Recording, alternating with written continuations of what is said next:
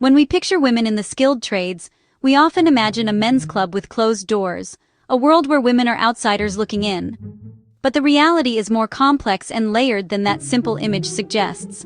The barriers women face aren't always the result of individual men's actions. They're built into a system designed long ago, without women in mind, and those structures still shape the industry today. These obstacles are woven into job ads, training programs, and unspoken job site rules, making it harder for women to enter, feel welcome, and succeed in these fields. It's not just about overt sexism, though that exists, but about a structure that, for generations, favored men and left women on the sidelines, often unintentionally. Even well-meaning workplaces can feel unwelcoming due to these systemic issues, which can be subtle but powerful in their impact. To truly open doors, we must understand both intentional gatekeeping and the unintentional barriers that have been built over time, often without anyone noticing. This isn't just men versus women, it's about tradition, systems, and redefining what a tradesperson looks like, and who gets to belong. A workplace can feel exclusionary even if no one is actively pushing women out, simply because the environment wasn't built with them in mind. By exploring these deeper issues, we can have more honest discussions, challenge old assumptions, and find real solutions that work for everyone. Addressing root causes, not just symptoms, will help build a more inclusive industry, where everyone has a fair shot at success. The first step is understanding the complexity behind the barriers, so we can begin to break them down, one by one, and create a future where opportunity is truly open to all. The skilled trades became male-dominated through centuries of tradition, not by accident. This wasn't just a matter of who was interested or available, it was a system built on deeply rooted beliefs about gender roles and who belonged where. Trades like carpentry and plumbing were passed from father to son, reinforcing the idea that this work was for men.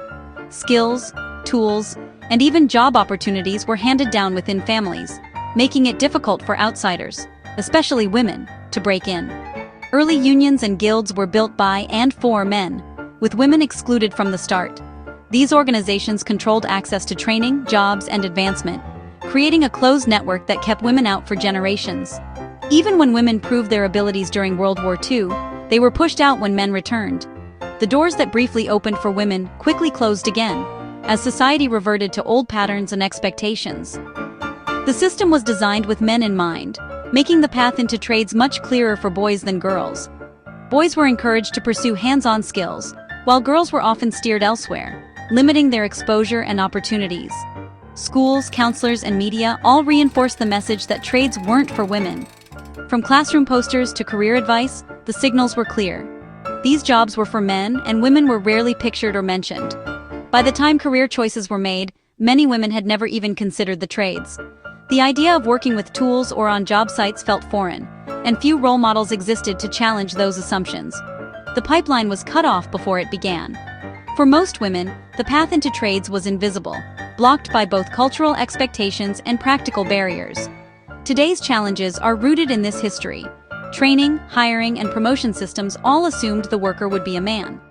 This legacy still shapes who gets in, who gets ahead, and who feels welcome. Women entering the trades now are stepping into a world built without them in mind. Every day they navigate spaces, traditions, and expectations that weren't designed for them. Understanding this legacy is crucial to addressing the barriers women face. Only by recognizing how the past shaped the present can we begin to open doors for the future. Barriers in the trades are both structural and cultural.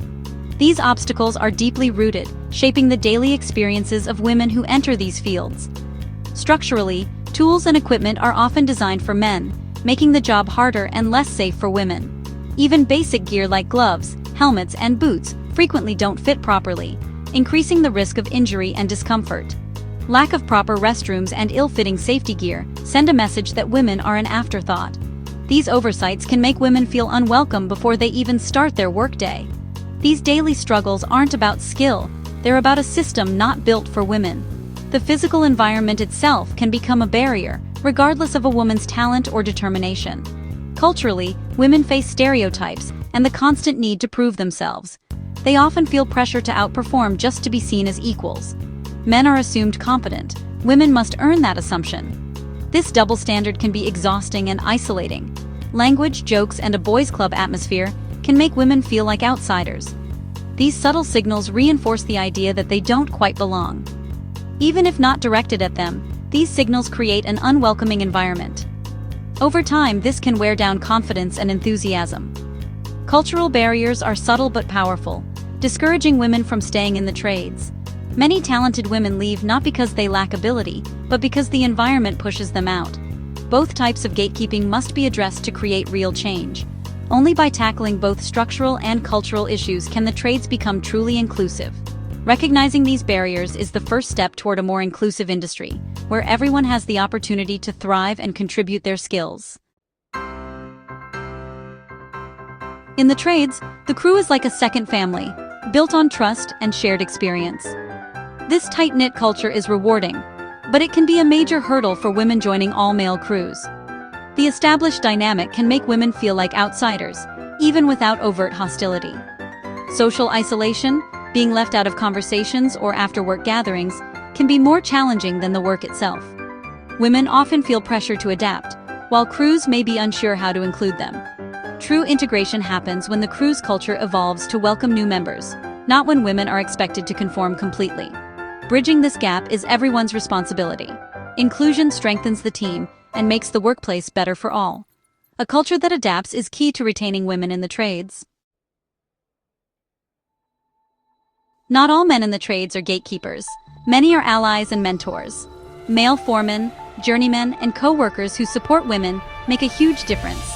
A mentor can teach skills, offer guidance, and vouch for a woman's abilities, helping her overcome skepticism. Everyday acts, shutting down inappropriate jokes, ensuring women's voices are heard, build trust and respect. These allies help create a culture where skill matters more than gender.